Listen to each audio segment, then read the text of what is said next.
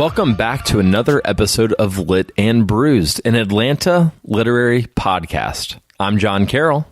And I'm Matt DeBenedictis. Great episode today. But before we jump into that, I do want to remind everyone to check out the last installment of Transgression's Peter Pan trilogy, Second Star to the Right, Hook's Revenge.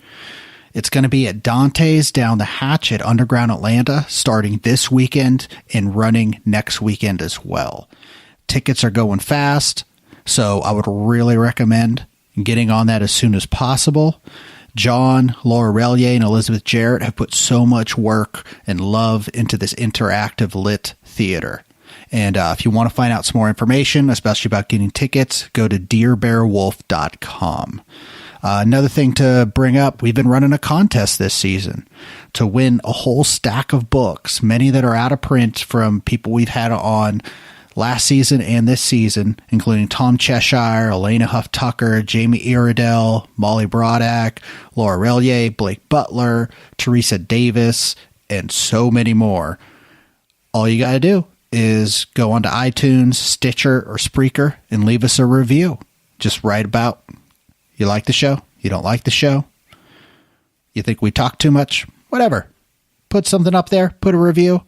At the end of the season, we're going to pick somebody at random, and they're going to get a whole big old box of awesome books. So make sure to do that. It's really easy. On today's episode, we have Jamie-Iredell. And seriously, this was a really fun one to record. Jamie is one of my favorite Atlanta writers. Even if I would have never met him, been asked to read at the Solar Anus reading series, which isn't dead, but it's not alive either, I would still be here saying to read his words.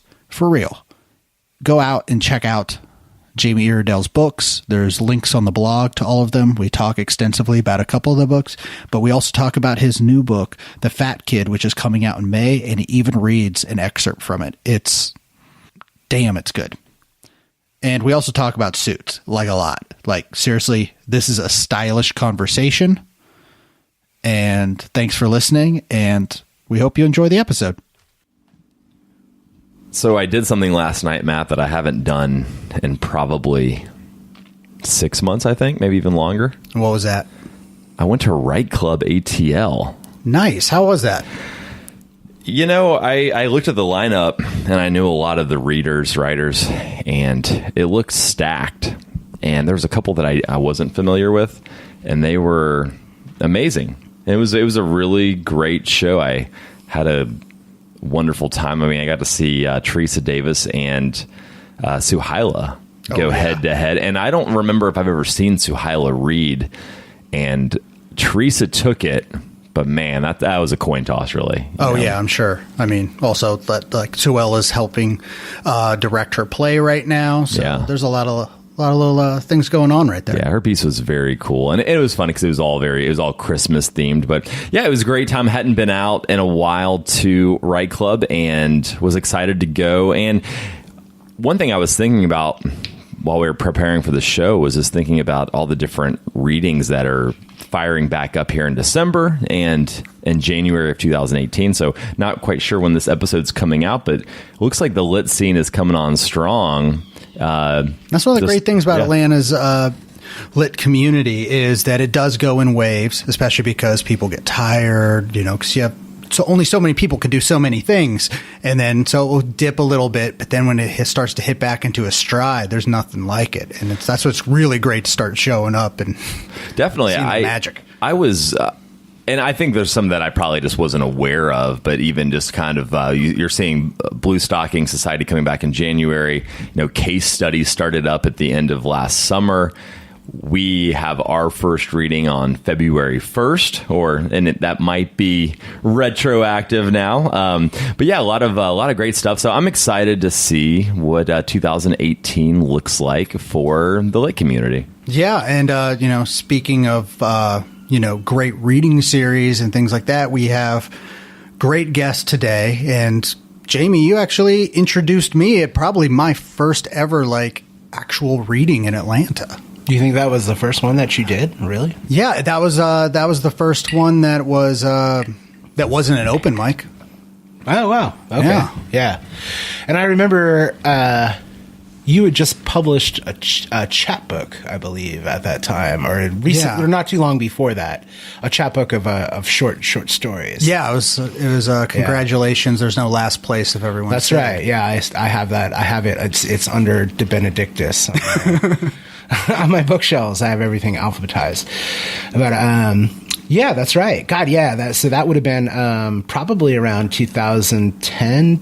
2011 maybe? No, definitely 2009, 2010. Oh, yeah. Because I think at the end of 2008 or something, I put that So, out. yeah, almost 10 years ago. Yeah, which is crazy. Yeah. Yeah, Solar Anus was a lot of fun. We'll still do it every once in a while. It's usually like if somebody's coming into town who we really like. We now what we do is we pretty much just like to have like people who we love, whose writing we love, who are coming into Atlanta, to visit for whatever reason, whether they're on book tour or not.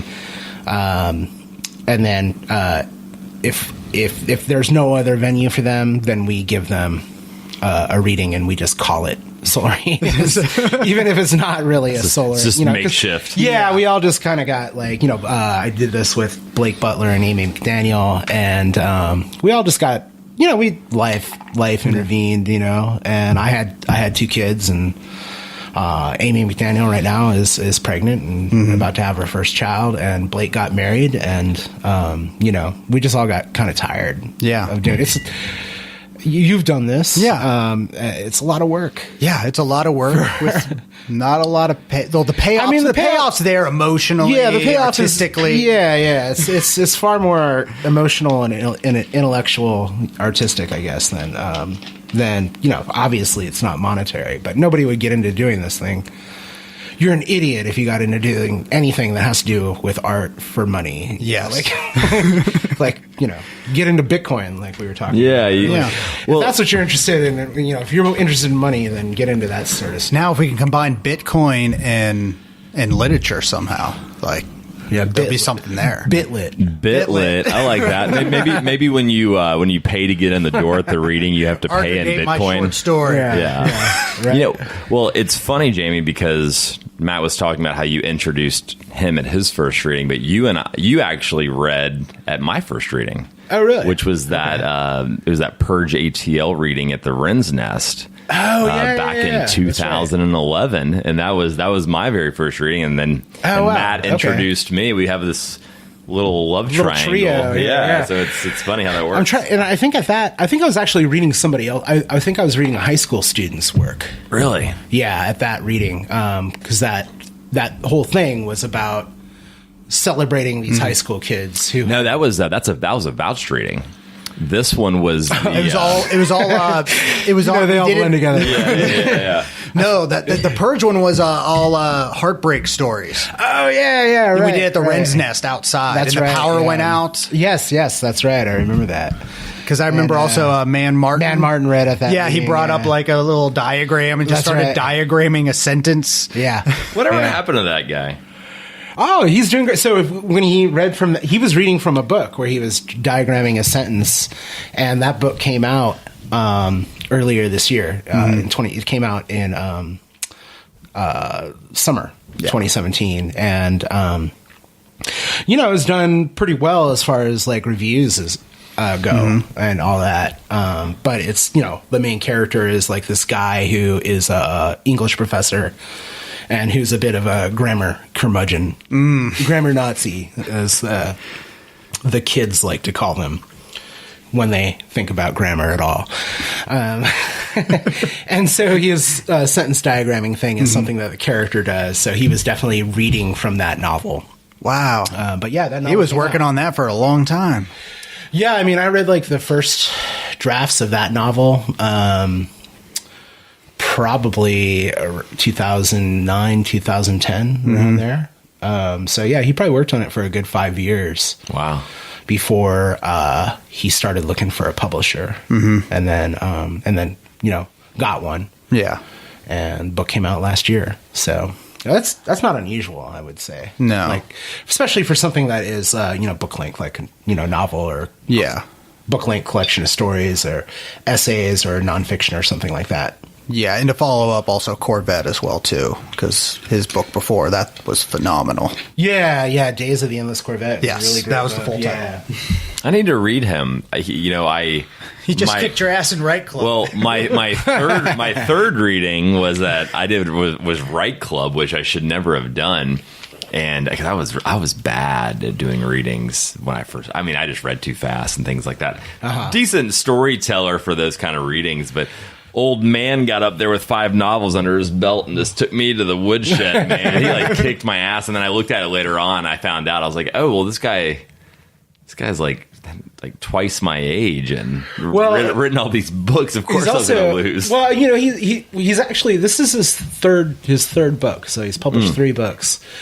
But he has in college, he has a history of acting. Oh, okay. So he acted he was involved in drama in college, and he's a high school teacher. Yeah, and he runs the debate team at his high school. So he's like... You're making me feel even better about losing. Yeah. I mean, I was going to lose no matter what, but the fact that you're like, oh, he's an actor, he's a debater, he's like, he all these knows things. he knows how to perform, and how to appeal to an audience. So you shouldn't feel so bad. Oh, I only felt bad for like 6 months, but it was my third reading. I had done like 3 readings in like 6 months. Yeah. Actually, after that purge reading, I said I would never do one again.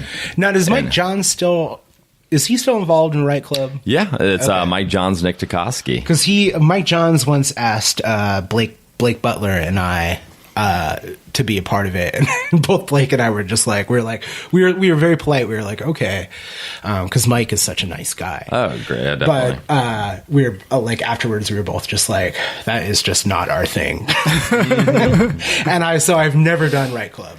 It's not my thing either. I love those guys, and we definitely cross paths a lot and have worked on different projects together. But I don't want to. I think it's awesome, and I think it's really great for Atlanta, and because it's this very kind of like sexy, loud in your face, like, hey, check out a literary reading. I took my buddy yesterday, and I had no idea he'd been to a couple readings with me, but I said, hey, come to this one. I think you'll really enjoy it, and there's a lot of like nice people around. We can hang out, whatnot. And we got done, and he didn't really have any emotion during the show. But when we got done, he was like, "Man, that was awesome." And I was like, "Oh, okay, good. I'm glad you enjoyed it." Because I mean, I had a great time. But sometimes I'm a little weary of bringing people to literary events if they haven't really been to one before or they're not writers. I think Right Club's a good one to start people out with. Definitely. It's the kind of thing where anybody who is not really interested in literature, like, that could make them interested in Definitely. it. Like, it's very much this performance-oriented kind of setup. There's this other phenomenon which is very similar to it, which has kind of gone like international, called Literary Deathmatch, which is produced by the editor of Opium Magazine. And for the life of me, I was just going to look it up, but I can't remember his name. But if you Google Literary Deathmatch, you'll find it. I mean, a number of people have won this. People who are now like super famous, like Roxane Gay. She was a winner of Literary Deathmatch. It's the same principle. Sure. You go, it's like, here's your topic, and people go out and they have a allotted period of time, and they give their reading, and then the next person goes, and it's like the audience determines who was better, Yeah. And I think that is exactly the reason why I was like, I don't know about that. Well, and you also, it's not for me, but I mean, but I think it's a great thing because, like you said, like people who are, maybe they don't necessarily like to read a whole lot, or maybe they're like, they would never think, like, oh, on a Saturday night, like, you know what I'm doing? I'm going to go to a literary event. And that kind of thing, it's like those people might go to that and they'd be like, oh, I never thought it was going to be like this. This is kind of cool. It's actually fun. Yeah. And then they usually at those events, afterwards they have those authors there, and they have their books, and, you can buy those authors' books and they'll sign them for you and stuff like that. So it's like, I don't care what people are reading or what gets them into reading. If they get into reading, like, that's a plus for us, right? Yeah, I definitely. Mean, like, and I don't mean even for us as writers, but like just like the culture, society. Yeah, I mean we're living in an unraveling society because people like are uneducated and they don't expose themselves to new ideas and they don't read, and it's tearing the fabric of our culture apart. Yeah. So it's like if we can get them to read, like, hey, that's only going to be That's a step in the right direction. Yeah. Well, Jamie, what else have you been up to? What's been going on? We just jumped right in and just started going, but what have you been up to these days? Oh, as Norm Macdonald likes to say, this old sack of coal just sits around, and I've been quitting jobs and starting new ventures, and I've been writing, and I jog a lot. I've been working out a lot. That's what great. I do. I take care of my kids. You look I'm fit. looking buff, man. Yeah, nobody can see that in this thing, but I tell you what, it's like Underneath the bomb ass Moby Dick shirt. So is Matt. Though. Matt has been like working out. I've been doing the running thing as well. We've all been like moving our bodies a little bit more. You've always been skinny though. I have, but I've had a lot of health issues. Since July I've had two bouts of sciatica. Oh shit. Yeah, and I think I've turned the corner. Hopefully I won't ever get it again. I have to go back to it's painful. It's awful. You're pretty much you can't like move like from here down or what? What it does is it starts in your lower back and then it shoots down one of your legs, and then it's just all that just nerve pain. So it's just constantly going, shooting around. And the first 3-4 days you have it, you just pretty much can't walk, and it's terrible to stand or sit. So you have to kind of be in this propped up position in your bed where you've got pillows under your legs, and you're pretty much there for about 3-4 days, and you're trying to stretch. But I'm like the master of sciatica at this point, because the first time I had it, it took me 2 months to get over it. That was from July and August. I just struggled with it, and then it really, it's that bad, huh? Oh, it was awful. But then this last time, it fired back up in November, and I was back rocking and rolling in 2.5-3 weeks. Went to a physical therapist, stuck needles, like little acupuncture needles, like acupuncture. Yeah, it wasn't, but she wasn't an acupuncturist. She was. They call it dry needling if they're not doing the acupuncture, but it was the same kind of deal. They stick these little needles. So, like, if you go to the acupuncture route, like, they call it wet needling? I don't know how it is. I have been an acupuncture set, but they put a needle in the top of your head. Because I've done a little wet noodling. But that's something different altogether. I really like wet noodling. I like it better than dry needling. But dry needling, they basically just take an acupuncture needle and they stick it into wherever it hurts. And then the muscle starts just opening up and it allows it to heal. And it was the strangest thing. I've heard about this stuff that, like, it really works. It works for people. But I mean, hey, man, I'm back on my feet. I went to the gym today. Good. Yeah, I mean, hey, I'm glad. I mean, we're getting older, guys. We got to take care of our bodies. Yeah, it's like your metabolism is just like nothing like it used to be. So it's like, I gotta burn like 1,000 calories a day. Well, my thing is I only eat like 500. I just go and get a Big Mac every day. That's just all I eat. Just kidding. Health. But yeah, exactly. Yeah. I remember for like the longest time, like growing up, I'd be like, I'm going to start working out. I'll just keep eating all these wings, and then next year I'll just work out and I'll get rid of it. It'll be easy. And it's like, 37. Everything takes longer now. Yeah, right. It's not like I can just lose 10 pounds by just working out like 2 times a week. Well, I mean, like, eating wings isn't so bad if you're eating. I still haven't stopped. If you eat vegetables and fruit along with it, because I mean, the wings are just like protein, right? Yeah. Like, I mean, if you get, because you can get them like you can roast them, in the oven, and then it's like, or you can just get them without like any of the, get the local block away. You can go down there and you can actually get them straight. You get them smoked. They're smoked deep fried, but just get them plain. Don't get any of the extra shit on there because the sauce is always get the extra shit. Yeah. Well, I'll eat them plain because I've got blood sugar issues, and a lot of times the barbecue sauce will have too much sugar in it. I'll just start feeling it, and it makes me feel bad. But I've gone in there a couple times and said, let me get them plain. I mean, they're such good wings. They taste good, even plain. It's got great wings. Actually, so I have a thank you note to the local. I have a novel coming out in May, and I have a thanks to the local in that novel because I was like, at first I was like, I was thinking Blake Butler because he, he's read the novel and gave me feedback on it and stuff like that. But basically, the entirety of Blake's feedback was like, "This is by far the best book you've ever written." And in my thanks, I was like, "You probably don't remember saying that because we were at the local." Yeah. And I was like, "Shit, I should probably thank the local. Thanks, local, for 5 years of bourbon and PBRs." And I didn't mention the chicken wings, but I've had my fair share of wings there because they're so good. I know. I actually want to I almost want to cut this short And so we can go to the local right now. I remember I was there a couple nights ago, and it was empty.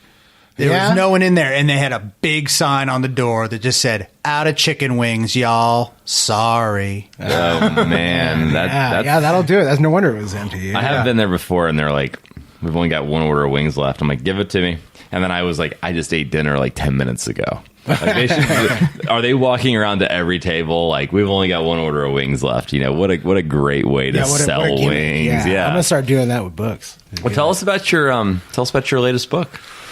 Oh, you mean the one that I was talking about? Yeah. Oh, okay. It's this novel called The Fat Kid, ironically, or not ironically, coincidentally. Here we are talking about wings. Yeah, wings and being fat kids ourselves, or at least me and Matt. I feel like I'm being discriminated against here. Yeah, skinny boy. Sorry. Time to bulk up. I know. But it's a novel. I've never published a novel. This is my first novel. Okay. Yeah, it's about a fat kid. Mm-hmm. It's about a fat kid and his father. And there's kind of two stories being told at once. There's one story is about the father and how he became the kind of guy who is really kind of a sociopath. And he somehow, it's never explained how this happens, but he ends up fathering the fat kid. And the fat kid who is, an overweight child at first, who grows into a young man. He's, bullied and stuff and, kind of tortured by his own father. The character is only ever known as the fat kid. He has no name. It's just his father calls him Fat Kid. The people that he works with call him Fat Kid. And there's other weird things going on, some kind of cosmic sci-fi fantasy, whatever you want to call it, kind of things. There's just weird stuff going on. There's a character who's kind of maybe like a metaphysical demon who interacts in both these characters' lives and never seems to age and seems to kind of influence events. Mm-hmm. And there's a mystical machine that the fat kid and the fat kid's daddy are trying to obtain. And ultimately it ends with mass murder. That's a natural progression. As I've said in the descriptions of the book, it's about patricide. I mean, the fat kid kills his own father. Wow. And like 30 or 40 other people, something like Spoiler that. Thanks, alert. local. Yeah, thanks a lot, local. Thanks, local, yeah. That sounds amazing. This is really awesome to hear because intense, I've been wondering what you're going to do next because, from your early prose poetry, you then went into doing more nonfiction. Yeah. Yeah. And then I feel like you've read a story where the character was called Fat Kid and only referred to as that at some point. Yeah, I probably did. I was probably reading like an excerpt from the novel or something like that, which started as like a short story kind of. Yeah. When I started writing it, I didn't really know it was a novel. It just kind of grew into that. Yeah. Yeah, I don't know, man. I just I kind of just do what. When it comes to writing, I just kind of do what I'm interested in at the moment, and then I easily get bored with a particular kind of writing style or a genre or whatever. And so my first books were these like really fragmentary short collections of short pieces that added up to a single thing. Yeah. So it would be like I would write these short things because oftentimes I'd write them when I was like jogging or something, or like walking down the street, or I'd be stopped at a red light in my car, and I'd have my phone and I would just type something really fast in the notes app on my phone. And that like then, that grew into those books. And eventually I realized I had like a thing going that would be a cohesive book. Yeah. But I mean, it sounds like you're almost like you're describing like the Book of Freaks. Yeah. That's totally how I wrote the Book of Freaks. Yeah. It was just be like, all right, I got this crazy idea, and I would just write it down real fast. And then I'd write a draft real fast. And then go home, and, a week later or whatever, I'd pull it up on my phone and see it and be like, oh, yeah, well, this has got something there. And I'd rewrite it into like the computer or on a piece of paper or whatever. And then from there, like mess around with it and rewrite it, revise it, add on to it, subtract from it, whatever. And then over time, like that book grew into the form that it was in. Eventually I was like, oh, it's like an encyclopedia, So it's like, let's put everything in alphabetical order. And that was a little revelation. And then eventually I was like, everything in the book needs to be in alphabetical order. So I was like, even the title page will come under T, the index will be under I. And so if anybody ever picks up that book, you'd be a little bit dumbfounded by reading it because... Oh, yeah. This is one of the best things about it. I mean, I love that book. Yeah. I have not read this book. I need a copy right now. Yeah. For our listeners, like I cannot recommend the Book of Freaks. And then also your nonfiction book you did after that. I was a fat, drunk Catholic school insomniac. Yeah, that book was a lot of fun too. Yeah. But yeah, well, fun in a certain sense. It's messed up, Yeah. There's I'm talking about like difficult stuff that I went through or whatever. But yeah, you had one. You were writing in one style in nonfiction, and then after that, Last Mass, which is totally another style of like nonfiction. Yeah, where you just like opened up like not only like, here's my tale in this. It's like, here is the history of, it was like Catholicism in California, correct? Yeah. Right. Yeah. I grew up in California, and I grew up in the town that the Franciscan priest who, when California became a colony of Spain, which it was first, before it became part of the long time before it became part of the United States. It was a colony of Spain. And then, after the Mexican Revolution, the first one, it became a Mexican colony, Mexican territory. And then it became a California territory, and then very shortly thereafter became the state of California. Anyway, so that was all kind of ushered in by this Franciscan priest, because the way that the Spanish would go about doing this stuff, they would go about coming into the Americas by sending not only soldiers but also Catholic priests, and they would usually come from a brotherly order, like the Franciscans, the Dominicans, the Benedictines, that's right, etc. So this Franciscan friar Junipero Serra was the guy who founded the first missions in California, which became some of the major cities in California today. So the very first one was Mission San Diego de Alcalá, which became the city of San Diego. Yeah. And the second one was Mission San Carlos de Borromeo, which was founded in what is today the city of Monterey, California. And then a couple of years later, they moved it to Carmel, California. But that's where I was born. I was born in Carmel, and I grew up in the Monterey Bay. And I grew up as a Catholic in that community.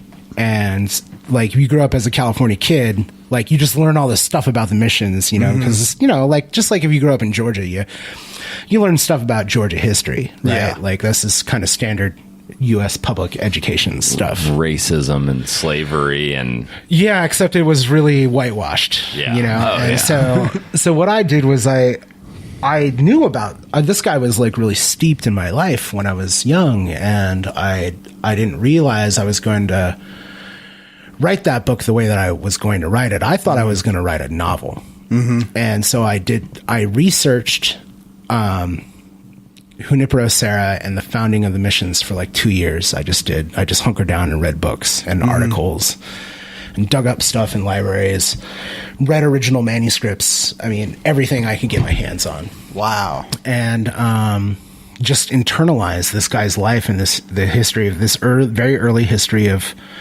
European and Native American California. And then I went on I had a writing residency in a cabin in the mountains. And I was like, all right, I'm going to start the draft of my novel. Well, I'm closed up in this cabin in the mountains in the woods, right? And I freaked the fuck out. Like, I totally freaked out. I was like, sat there staring at the cursor, blinking on my computer screen, and I was like, fuck it, I gotta go for a run. So I did. I ran like 6 miles. And I came back and I stared at that cursor again, and I was like, I'm just gonna write about the run I did. So I wrote a paragraph about the run. And then I was like, I remembered something about Junipero Serra, and I wrote a paragraph about that. And then I was like, all right, it's time to crack open a beer. And I'm telling you, man, I had a really tough time at this writer's residency because I was like freaked out and I drank like a fucking fish. So essentially the book became that whole experience. I would like write a paragraph about the history of Junipero Serra, about me, about what I was going through at the cabin.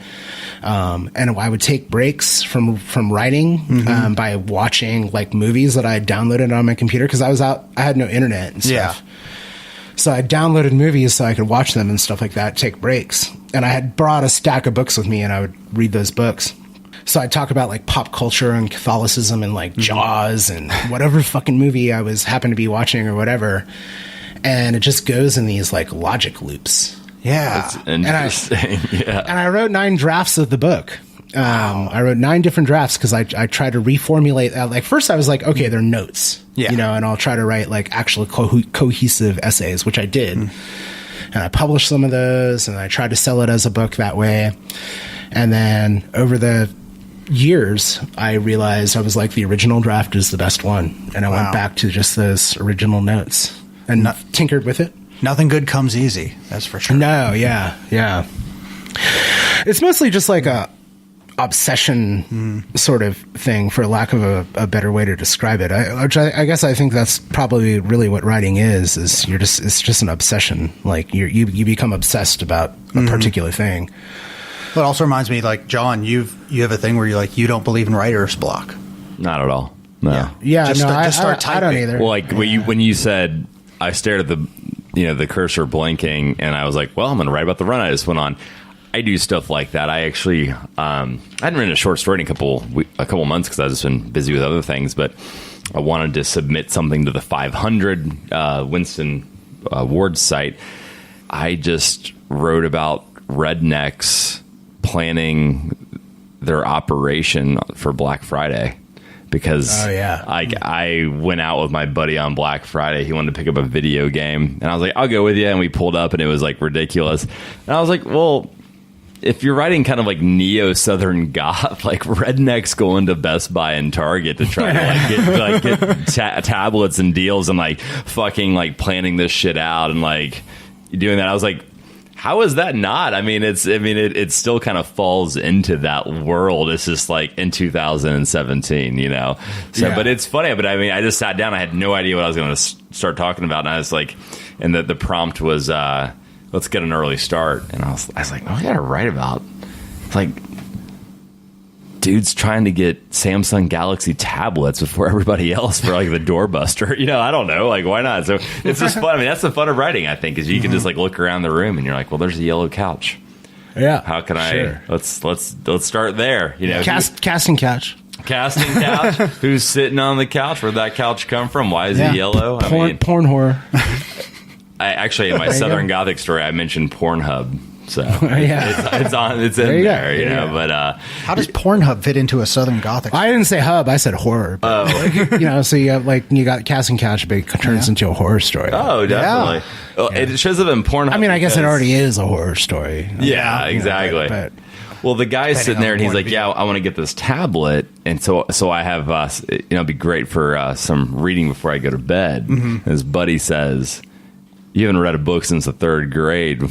I know you're just gonna be firing up Pornhub, but you better watch out so your wife doesn't find you because I don't want you to sleep on my couch again." And he's like, "It was an accident that." And he's like, "How is it an accident that you saved all those BDSM links on your tablet?" You know, it's just shit like that. I mean, because that's just bullshit writing, but then it's funny. But this was nonfiction or fiction? This is just a fiction story. Okay. Yeah. Right. But I was going to say, I would just be like, oh man, you know, it sucks. Like if somebody's wife would divorce them because, you know, the husband looks at porn. Well, he was sleeping on the couch. He wasn't getting left, you know, because she was the getaway driver for their Operation Black Friday. So I mean, yeah, Tiffany was her name, and she was waiting. Of course, exactly. There's only so many white trash names you can come up with. Tiffany and Amber, you know. Yeah, Tiffany is definitely a very white trash name for a girl. I don't know. I like Bridget. Bridget's good. Brittany. You know what my favorite is, though? And I might actually rewrite Amber's name to be this if I do anything with this. I already submitted it on, but no offense to all the Bridgets, Brittany's, and Ambers, and Tiffany's out there. But my favorite, though, is my favorite. Hey, Jamie is a real fucking white trash name. Tammy. Your guy. What about Tammy? Tammy is a good one. Yeah, I love Tammy. That's just a straight up redneck stripper name. Oh, I love it so much. Tammy with an I. God damn it, Tammy! Why'd you do all the crank? Jesus fucking Christ! We have very you were born in 80 or 79? 79. Oh man, because it's like John is such a quintessential. I was born in 81. Such a quintessential 80s name. Late 70s, the gospel names were really popular. Mm-hmm. A lot of John, Matt. Are you a James then? Yeah. My birth certificate name is James. So I mean, we are all named after potentially books of the Bible. Yeah. I was actually named after this guy who I'm not even related to, but my parents thought we were. A guy named James-Iredell, who was he was on the first U.S. Supreme Court. Wow. And he was a judge from North Carolina. There's actually an Iredell County in North Carolina. Okay. For the longest time, my family thought that those were our ancestors. You know, that we were their, or however that works. We were their ancestors. They were our ancestors. I guess it goes both ways. Anyway, but I did a little genealogical research, and it turns out we're not related at all. That's great. Or at least if we were, it's so distant. I mean, I was able to trace just the paternal line, but I traced it back to 1613. Anyway, so it didn't involve this guy. But that's who I was named after. But he was appointed by George Washington. That's amazing. Wow. But I've often thought about writing a book called James Iredell, a biography by James Iredell. Yeah. But it's a different guy writing about this other guy. But we happen to share the same name, right? But I'm not related to him at all. John Carroll's such an interesting name because he was a Catholic bishop, and I think he might have become a saint. But there's a John Carroll University in Ohio. Oh yeah, right. John Carroll High School in Alabama. Is this spelled the same way? Yeah, exactly. I actually, when I was 19, I sent John Carroll University an email asking if I could get a scholarship because my name was John Carroll. And the last time, I think I was in Chicago a few years ago, and I saw somebody wearing a John Carroll University sweatshirt. You know what? It wasn't Chicago. It was Astoria. Okay. I was at Astoria. I just remember it. And I walked up to the person. I was like, whoa, that's an awesome sweatshirt. And they're like, oh, cool, thanks. And I was like, I pulled out my ID. I go, my name's John Carroll. And they didn't give a shit. They didn't. They were just fucking care. Cool story, Jeopardy team. Yeah, I was like, hey, whatever, you know. But I found it interesting. I just feel bad because it's like my parents gave me my name because it would look good on a business card. Really? Yeah, that's completely why it was there. It would look. I've never seen a business card of yours, but it would look good. It does look good. I mean, I haven't had a business card in years. Is it say Matthew or Matt? Matt De Benedictus. I mean, oh, actually, like on business cards, I've thrown the middle name in there too. De Benedictus Matt is Stewart De Benedictus. Oh, that's UA power name, man. Yeah, you got to start wearing like bright red ties. Like that is power name. I need to have you dress me in like some type of suit. You're gonna take us shopping, right? We're gonna do this. I can do that. Yeah. You know, one of the things I actually advocate doing with that sort of stuff, which, you know, most men are really uncomfortable with, is that I get your measurements and I find out what you want, and then I order it for you, and then you come back just like to my house or whatever, and you pick out what you want. See, that sounds awesome to me. Yeah. I have, there's like no shame in my game. I don't. It's so much easier than shopping. And but a lot of guys don't like the idea of like men, you know, are like, to use a cliche, it's like they're like hunters or something. They're like, me go out with hunt suit down, you know? Yeah. And so they don't like the idea of somebody else gathering it for them and then having to choose out of what's gathered. I don't know. I'm very easy with that kind of stuff, and if someone's willing to just pull this stuff for me, and I can just walk in and go, perfect. Yeah, man, I love it. And what's there are like brackets of price here that we have to give you like our number, like this is our number. Oh yeah. Like if I was gonna help you with that, which by the way, if people are listening and they don't know what the fuck we're talking about, I actually I have a side business of helping people get suits. Men get suits. Well, actually women too. I've done this for women.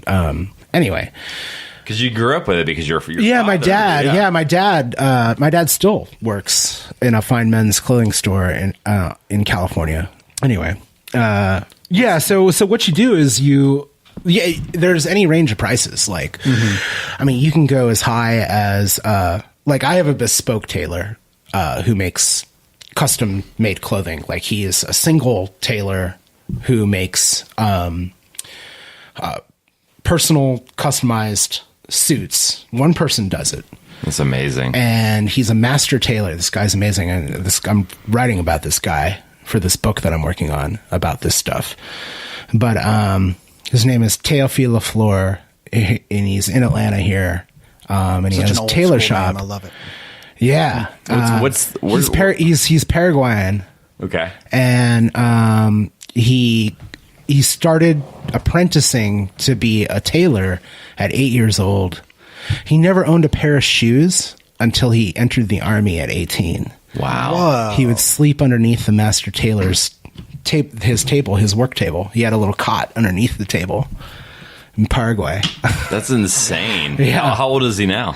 Now he's 64 years old. So he's getting close to retirement. He's kind of joking, but he's kind of serious. He's like, he says to me, you better finish this book so I can actually read it before I die.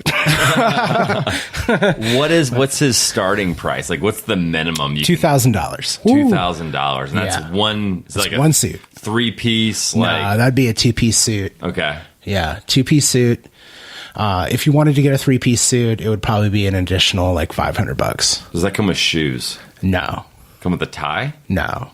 That's just a jacket and pants. Yeah, $2,000. $2,000, but does he take payment plans? He does not. Yeah. You do have to put down a down payment of half. Mm-hmm. So you pay half up front, and then you pay the other half. Do you have a suit made by him? Yeah, I do. Is it amazing? It's unbelievable. Yeah, unbelievable. I did it so that I could write this book. And so this is new, like recent, like you've gotten the suit. I got the suit a little over a year ago. How many times have you worn it? I've probably worn it like 5 times. Do you find occasions when you have a $2,000 suit or however much you paid? Starting at $2,000, I'd be like finding reasons to wear that. I would do it. I do. I wear it for work and stuff like that. Yeah. I also like to wear this kind of clothing. So like a lot of times, like now I used to be a college professor for years and years, and I would wear my suits teaching. Mm-hmm. Yeah. Now I'm self-employed, and because I get I'm self-employed. I get bored sitting at home. So like some days I'll like go out and go for my run, or I go to the gym, and then I'll come home and take a shower, and I'll get dressed up in a suit, and I walk up to the local bar and I sit there and work.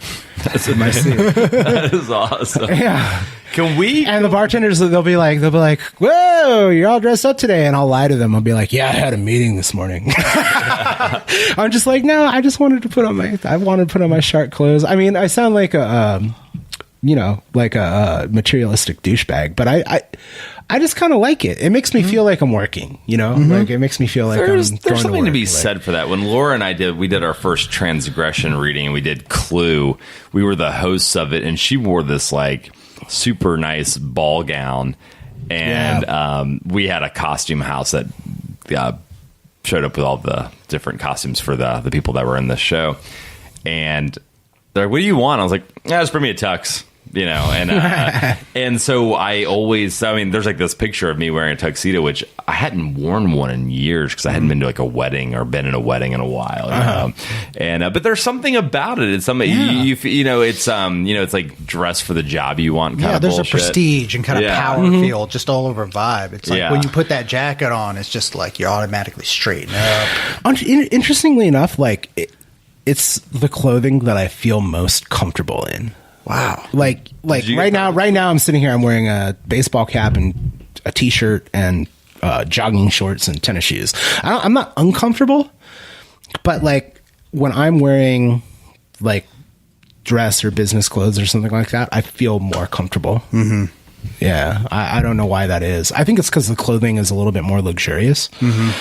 Oh yeah, that definitely plays a role. Did you go to private school growing up? Did you have to work? No, I went to public school. I was forced to wear. I went to a private school, and I was forced to wear a tie to school from 5th grade through sophomore year.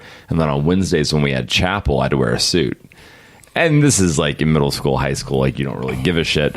But I mean, I got used to it pretty quick. It wasn't that big of a deal. I mean, I learned how to tie a tie at age 11 and iron and all that crap. So my mom, after a while, my mom was like, you're going to learn how to do this shit yourself because I'm not going to tie your tie every morning or iron your shirt. So I don't wear dress clothes a whole lot or suits or anything like that, but I feel very comfortable with them because of 5.5 years of just wearing it. You know? And I like it. I think it's nice. I don't believe I have enough occasions to dress up for. Mm-hmm. So what I'm going to propose right now is that, we need to create, just an event in 2018 that is like you dress to the nines. I think that would be a lot of fun. Yeah, I think we do it's like maybe like a black tie reading. Mm-hmm. Like you have to wear like a freaking suit, and you have to wear like whatever. You gotta dress up. That would be maybe that'll be our Lit&Bruised, our second one. It's hard enough to get people to show up to readings already, John. We're already in a subset of a subset. We're gonna have a gala event. Yeah, all right. Everybody will do it if we have like free booze. There's no question about that. Mm-hmm. If we have free booze and probably something to eat, then people will show up. We could make this happen. We get a sponsor. We could. We just got to pick somewhere swanky. It's not that hard to make that happen. But I've worked for a number of literary organizations. You can do this sort of thing. It takes work to make it happen. But you can make that happen. Hey, we're all a bunch of workhorses right here, so I think we can pull this off. Maybe mid 2018. Granted, it might be like 100 degrees. I think that would be awesome. I think we should do it. It'd be a lot of fun. We should have a red carpet event. That would be red carpet literary event. I mean, hey, what how much does it cost to rent out the Fox Theater? I mean, oh god, that would be, how rad would that be? If this is the shit I would do if I was like loaded, I would just I would do things like that. Hey, just hang on to that Bitcoin, man. That's what I'm doing here. I'm up a few grand in Bitcoin. Maybe in the next few years it'll just go through the roof, and I'll be renting out the Fox. There you go.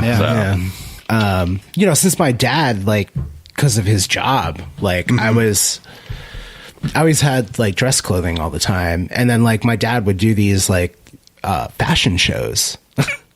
Really? Wow. Yeah. So I would end up, and he would recruit me and my brother and sister to do them. In his store also sold women's clothing. So my sister would be, we would be basically models. That's awesome. And so multiple times a year, I'd have to don a tux and actually walk a runway. We're doing this black tie, and the more you're talking about, the more I'm just like, because I mean, there are some really hilarious pictures of me in a tuxedo, like throwing a football and stuff like that. Like when I'm 15. That totally makes sense. Yeah, I love it. So, how much for a pair of shoes that go with this tux or this suit? Oh, the suit. Yeah. Back to your tailor. Yeah. Like, what kind of shoes are we talking here? Like, what are we looking? A couple $100s, or how? I mean, well, I guess that depends on what you want. I mean, like, so this is the other thing, like about like suits and shoe, all this stuff. It's like the price doesn't matter. Yeah. Like what matters is how it fits. True. You can get $150 suit. The only thing that matters is how well it fits on you. If it fits you great and it looks great on you, that's all that matters. Sure. It doesn't matter if it could be made out of polyester. Who cares? You know, if it looks good and feels good, that's all that matters. Yeah. Mm-hmm. It does happen that when you like get a custom made suit by a master tailor, it's going to feel pretty goddamn good, and it's going to look great on you because it's different. It's different than, like, a lot of people have this misconception about what's called bespoke, which, you know, is this, medieval term to refer to cloth that has been bespoken for. It's like, I ordered that cloth. It is spoken for. I'm going to use that cloth to have this tailor make a suit for me. Sure. And there are a number of companies in Atlanta and everywhere in the world that call their suiting bespoke, but it's not. It's actually what we call made for measure. So what they do is they take your measurements and then they send those measurements to China sometimes, or Singapore, where they then tailors there. Usually machines cut the material and then tailors there put the suit together. But it's not made by this single artisan. Yeah. You know, kind of like in this old school medieval way. But like the guy that I'm talking about is this old school. Like there's one guy, he makes your suit. Kind of like, was it Savile Row? Seville Row, yeah. I've read about that. Yeah. There was a guy who had a blog. Who worked on Civil Row, and there's a number of guys who have blogs. Yeah, it was really there is a whole internet culture. Yeah, they call it iGent, or iGentry. So like if you're an iGent, you're an internet gentleman.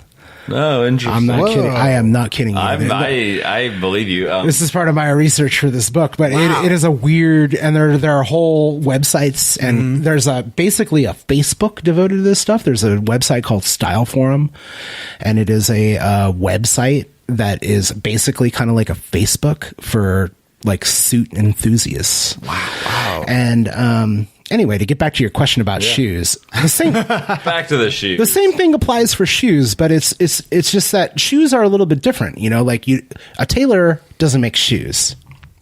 You have a master bench made shoemaker that makes shoes. There's one here in Atlanta, and they make completely handmade shoes.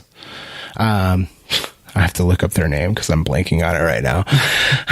But they're down in the Old Fourth Ward. I doubt anybody's judging you who's listening right now. Yeah. So they're like, "Oh God, he can't remember." He's not really an expert on this. He can't remember the shoe guys. There's so many corporations, companies and corporations that make these things. But like, so handmade shoes. I mean, just kind of minimum. Yeah, the suits were minimum 2,000. I mean, yeah. So if you're like if you're getting bespoke shoes that are custom made for you, they will easily run about the same. About $2,000. $2,000. So we're at $4,000 here for a pair of shoes. Now, what are we talking with in terms of? But you don't have to get that. Yeah, but so I mean, like, if I'm going artisan here, so I want my belt. I need a shirt and I need a tie. What are we doing now? What's next? Well, so the bespoke tailor, like my bespoke tailor, he also makes shirts. So he'll make you a shirt. Most ties are not bespoke. They're made, they're factory made. Sometimes they're made by hand, but they're still made in like a factory by hand. But Anyway, the Bespoke tailor that I work with, his shirts start at $350. Okay. So, this is actually like extremely reasonable for his suits and shirts. Sure. If you're going with, say, Martin Greenfeld in New York City, he's a very famous, like he makes Obama's suits. Okay. Actually, my tailor has made suits for Donald Trump. Oh, Jesus, yeah. But he also made suits for like... it's a funny figure to work with. Yeah, no doubt, yeah. Oh, he told me that... God, I'm giving away stuff that is probably going to be in my book, but whatever. Yeah, he told me that Trump told him, he was like, you should be paying me to wear your suits. Oh, wow. Yeah. That's what Donald Trump's like. This little Paraguayan guy in a little shop in Atlanta. The difference between assy and classy. Yeah. But anyway, he has made suits for Elton John, and he made suits for Andre 3000. A bunch of celebrities and stuff. Anyway, he's an amazing guy. Good for him. Yeah. What an amazing story. Yeah.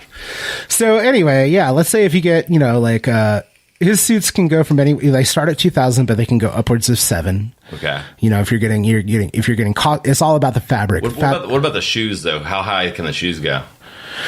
For Bespoke shoes, I mean, you're probably not going to get too much higher than 2,000 unless you're going with like super like name designer. I want functional. Yeah, no, you want something that works really well. $2,000. Yeah, between like $1,200 and $2,000, I guess you're gonna get some like really good. I mean, these are shoes that would last like your entire life. Yeah. So you're saying at the end of the day, if I go super high end on all this shit, I just get like you can get a $5,000 to $7,000 ensemble, and as long as you don't spill anything on it or stain it and snag it, yeah, like God, and if you don't change weight, I always kind of it'll last you your entire life. I mean, I typically hover about where I am. Yeah. I fluctuate about 20 pounds over the years. There's always kind of this just, I'm currently right in the middle of it, and it's I'm A-okay with it. But, no, that's really interesting. I think it's interesting to know that you do that. But most people obviously can't afford that, and that's understandable. Yeah. So there are ways $7,000 suit. See, there are ways to get like really well. Now I'm talking about like this is the highest of the high end. Yeah.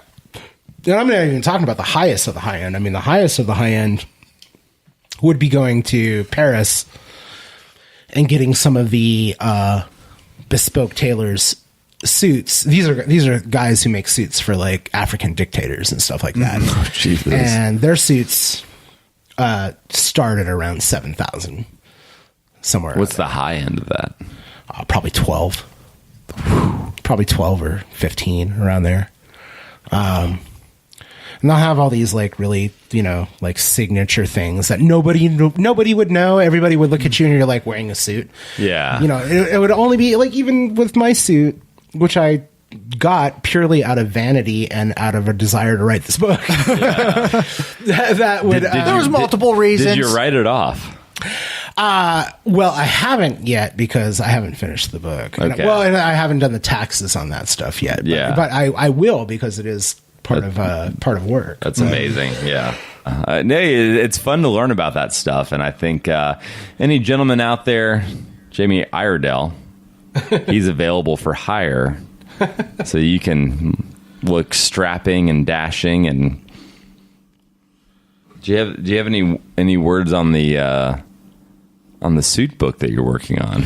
I do. It's all pretty rough. Yeah. Though it's pretty rough still. So it's like I still need time before I'm sure gonna give us 5 to 7 minutes on Fat Kid. Let's do this. All right. Here we go. This is a chapter called Cooter Undergoes a Transformation. Later that night, when the Fat Kid and Nick returned to Nick's house from the bar, the answering machine blinked red, indicating the message that sat waiting on it. Nick pressed play and Cooter's voice came out from the speaker. I think it's the man behind me. They could just make out the sound of Cooter's truck engine rumbling. Can't be sure, Cooter said. When Nick called Cooter back, the line kept breaking. Cooter said, "Yep, the man all right." Nick said, "Where you?" Cooter said, "Plum and shrick cooch grash tick tush." Nick hung up and said, "Sounds like he ain't in town." "We should do something, yes," said the fat kid. "What's there to do if it was the man, I mean," said Nick. "You don't know it was the man," said the other Nick. The mice living in the space between Nick's building's roof and the ceiling over their heads scuttled about, mating, and the sound was like a baby's toy made of knives. Nick and Nick rode the bench seat next to the fat kid behind the wheel, and they toured the town by the lake's few snow-strewn streets. The pines sat menacing and motionless, white with snow cover, like enormous fangs. The blinking red of the traffic light reminded the fat kid of the answering machine. He said, "What else could you hear in that message, in those calls?" A deer herd came into view in the pickup's headlights, migrated onto the town's main street, headed to the lake shore for a drink, their brown bodies speckled with the dust of new snow. The only buck huddled among them, a magnificent 12-pointer. He was massive and tall, waddlingly fat in this season, midwinter, long after the mule years had succumbed to the snow's weight, crumpled and dead. The fat kid slowed, the snow tires ticking on the ice that covered the asphalt. The long-haired Nick said, "Look at that stud's gut. It's like Cooter in deer form, all fat as fuck." The headlights shined on the deer flanks, and snow sifted through the light's beams.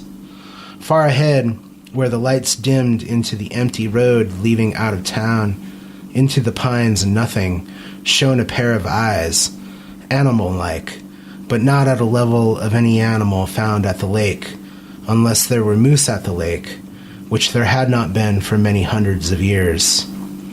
Or it could have been a bear standing on his hind legs, but for an indiscernible reason, so far into the distance and away from the disturbance of these humans and deer. The men sat, mesmerized. The deer slowly clicked across the road. The buck stood among his does, his nose sniffing. He tossed his antlers.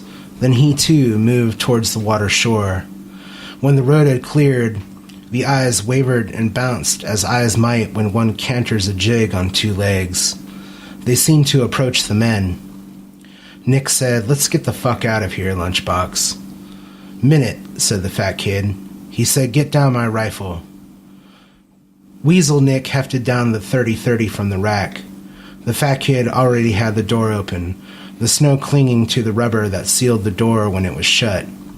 The fat kid's breath blew clouds. The radio sang quietly, "I'm gonna cut your head 4 different ways. That's long, short, deep, and wide." The fat kid pointed the barrel at the eyes that still bounced along slowly, coming out of the dark into the lights, toward the pickup and the fat kid. The beers the fat kid had drunk at the bar after he'd thrown up sloshed around in his gut. His rifle barrel wavered, but the fat kid settled his sight between the glowing eyes. The report crashed and echoed in the night. The fat kid ejected the spent cartridge, which hissed briefly in the snow on the road.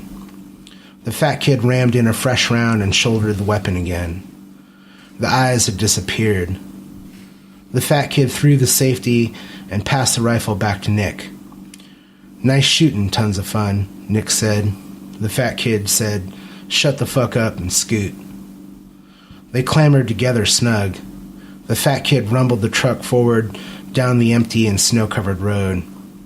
The truck seemed to move through a star-filled field, and the snow falling slowly past the windshield, and the truck's lights illuminating a small hole in the darkness that was the road and the snow, and a bit of the snow-covered and hanging trees. They rolled forward, and the fat kid scanned for a carcass, a blood trail, the snow disturbed by scampering feet or hooves. He found nothing. No track, no trace of any living thing. When he turned the truck around to drive back into town, there in the middle of the road stood Cooter. His hair was wet and his beard dribbled, but his t-shirt and shorts were dry, and Cooter stood with one hand in his pocket and the other shading his eyes from the fat kid's pickup's headlights. He yelled, "Turn your goddamn lights off." The fat kid told long-haired Nick to get into the truck's bed under the camper shell. Cooter was going to be cold. But Cooter was not cold. His skin, Nick said when Cooter sat on the bench seat next to him, was burning up. Cooter smelled like the river and the lake, the way the lake smells closest to the shore on a summer's day. "What the fuck happened to you?" asked the fat kid. "Huh?" Cooter said. He turned the volume up on the truck's radio. Cooter said, "What the fuck is this bullshit you're listening to?" Wow. Damn, that was good. It seems so interesting. It's I'm looking forward to reading it, especially like the sci-fi elements of it as well after hearing that. So no, it's really great, man. Yeah, Thank you for sharing that with us. Yeah, thank you. Yeah, just I've always loved your ability to just pull so much out in just like a very quick bursts. No, thank you.